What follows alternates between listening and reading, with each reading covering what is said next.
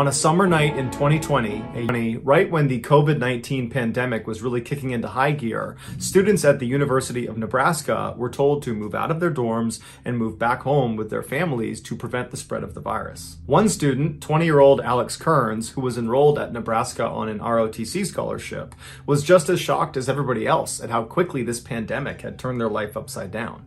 But in terms of going back home again, he wasn't that upset about it because he was close with his family and he figured some unexpected time with them would be nice. Once he got back to his hometown of Naperville, Illinois, which is an affluent suburb outside of Chicago, he quickly fell into a quarantine routine, which consisted mostly of screen time and lounging around. But in the evenings, he would put his screens away and he would go into the kitchen with his mother, Dorothy, and the two of them would chat for hours about all sorts of things. One night, he told his mom that he was feeling kind of nervous about what he was going to do with his life after college, that even though he was studying business out at the University of Nebraska, he didn't really know what he was going to do with that. All he knew was that he wanted to find a way to help people. And his mother and everybody that knew Alex would say that that's just Alex. He was this really gentle, nice, awesome person that everybody just adored. After being home for a few weeks, Alex was starting to get bored of his quarantine routine, and he began looking for other things to do. He had seen a number of ads for a new brokerage app called Robinhood that was becoming increasingly popular amongst people his age. Unlike other trading platforms, Robinhood was designed for the common person. There was not huge fees that needed to be paid by the investor as soon as they logged on, and the app was very sleek, and it turned trading kind of into a game on the app. Alex had a few $1,000s in his bank account, and so he figured, you know what the heck, I'll download Robinhood and see what I can do. What's the worst that can happen? After trading on Robinhood for a couple of days, Alex was hooked, and he showed his family that he was actually making a little bit of money, and he was learning about the stock market. His parents would later recall when they found out he was using Robinhood, they weren't concerned because Alex had always been incredibly careful with his money, saving most of it and very rarely spending much of it, and so they figured, he might lose his savings, but he's certainly not going to fall into significant debt. That's just not Alex. Also, there was a safety mechanism in basic accounts on Robinhood that protected first-time users from going above $10,000 in debt. So even if Alex tried to lose more than that, the app wouldn't allow him so long as he was using a basic account. As the weeks went on, Alex got more and more confident in his trading ability, and he got really familiar with the Robinhood app. And one day he noticed there was one function he had not tried on the app called options trading. For context, traditional trading goes like this. Somebody identifies a stock that they like, and then they gamble on it. And the way they gamble on it is they buy shares of that stock, and if the stock increases in value, they make more money. If the stock loses value, they lose money. Very simple. But some people either can't afford the shares or don't want to buy the shares, but they still want to get in on the action of the stock market.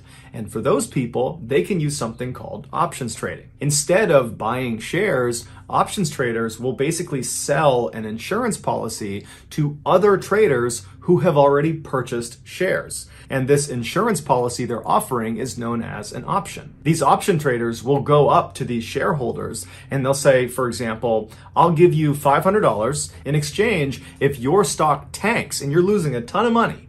You can exercise your option, i.e. cash in your insurance policy, and I, the option holder, will cover all of your losses. But if your stock stays steady or gains in value, I still get to keep your $500. That's non-refundable. Naturally, these options traders, they need to be savvy about which stocks they're prepared to cover with their option. Because if that stock tanks and the shareholder decides to sell, i.e. exercise their option, then the option holder is obligated to immediately buy all of the shares at a premium. And if that shareholder has, let's say, hundreds of thousands of shares, well, too bad, the option holder is buying all of them. So when Alex clicked on the options trading button inside of his Robinhood app, it brought him immediately to an application because Robinhood had to make sure anybody on their app that was going to be buying or selling options, they needed to be an experienced trader and they needed to understand the risks because they were much higher than a basic account. There was no limit to how much debt someone could fall into in trading options. Alex was a smart guy and a motivated trader, but he knew nothing about options trading. And so when he saw this application, I'm sure he thought to himself, yeah, I know nothing about options trading. There's no way I could possibly get into this. But he decided, what the heck? I will apply to go onto their options trading side just to see if they'll accept me. And so he fills out the application, and almost immediately he is accepted onto that side of the platform. It would later turn out that application was kind of a sham. It did not really do very much to restrict access to that side. Alex was surprised at his acceptance, but he was also very excited. And right away, he started trading options, and he was pretty good at it. And pretty quickly, he was making a little bit of money. But then on June 11th, he got a notification on his phone from Robinhood. And so he pulled his phone up, he opened the app, and he saw his account was restricted. He couldn't make any new trades, and he couldn't make any withdrawals. And so as he looked at it, he scrolled down to the bottom of the page, and he saw his current balance, and it read negative $730,000. A trader that Alex had sold an option to was exercising his option because his stock had tanked, and he owned over $700,000 worth of shares that now Alex was obligated to buy. Alex couldn't believe what he was looking at, and he immediately fired off an email to Robinhood customer support saying there had to have been a mistake, that he had done the math before he had sold that option, and he thought at most he was exposed to losing maybe $10,000, certainly not $700,000. And so after he sent this email, a couple of minutes later, he got a message back from Robinhood, but it was just an automated response that just said, hey, we got your email and we're busy and we'll be sure to be in touch with you as soon as we possibly can. And so at this point, Alex is starting to panic a little bit because he's looking at his phone and this looks real. He's trying to go through his phone to find some place that would show him this was a mistake, but there's nothing that indicates this is a mistake. And so after a couple of hours, Alex is just laying in his bed, he can't sleep, and he sends another message to the customer support team at Robinhood, pleading with them to please check his account. There has to have been a mistake. There's no way I would have exposed myself to $700,000 of debt. But again, all he gets is an automated response that says, we're busy and we'll be in touch with you soon. A couple hours later at 3:26 a.m., Alex is still awake, probably pacing around his room, totally panic-stricken. And he looks at his phone and there's another email from Robinhood. And he's thinking, oh my goodness, thank you. Someone's gotten in touch with me to tell me this has been a horrible mistake.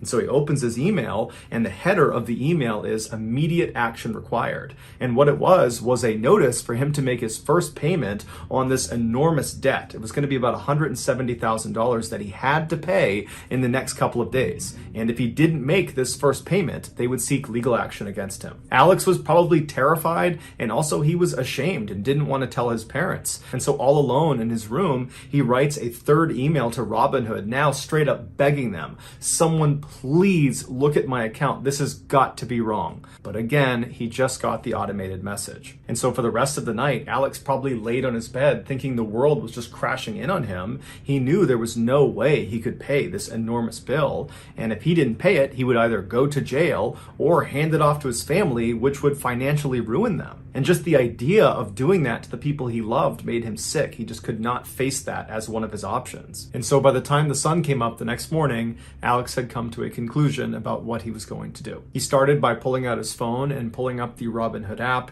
and screenshotting the dashboard that showed his enormous negative balance. And then he went on his laptop and he wrote a long letter to his family and he put it on his desktop so they would understand why he did what he was about to do. And then he left the house, hopped on his bike, and pedaled away. A couple hours later, a police officer arrived at the Kearns' household and he told them that their son, their brother, Alex, was unfortunately deceased.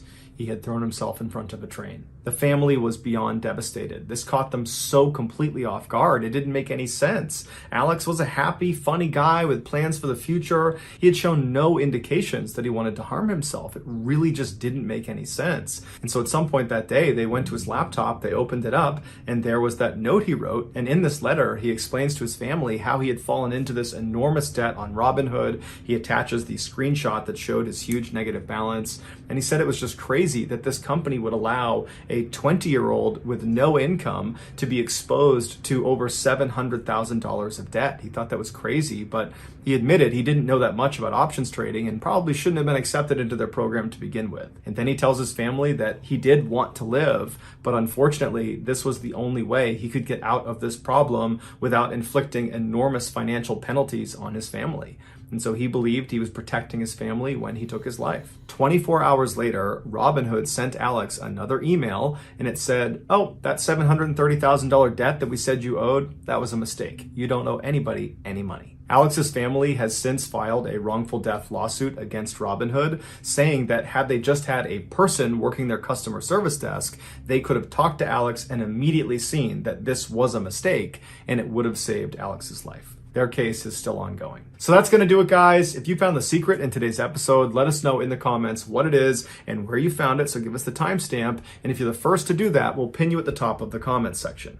If you got something out of today's video and you haven't done this already, please offer to buy the like button in order of their favorite food, fried chicken. But before you give it to them, remove the outer crispy layer from all of the pieces. Also, please subscribe to our channel and turn on all notifications so you don't miss any of our weekly 3 or 4 video uploads. If you want to get in touch with me, you can direct message me on Instagram or on Twitter. My username for both platforms is the same. It's JohnBallin416. I also have a ton of content over on TikTok where my username is Mr. Ballin. I also have a second YouTube channel called Mr. Ballin Shorts where I post random short videos and lost episodes. If you have a story suggestion, please submit it to our subreddit just called Mr. Ballin. It's linked in the description below. So whether I see you on Instagram, Twitter, TikTok, Reddit, YouTube, or some combination, just know that I really appreciate your support. And until next time, that's going to do it. See ya.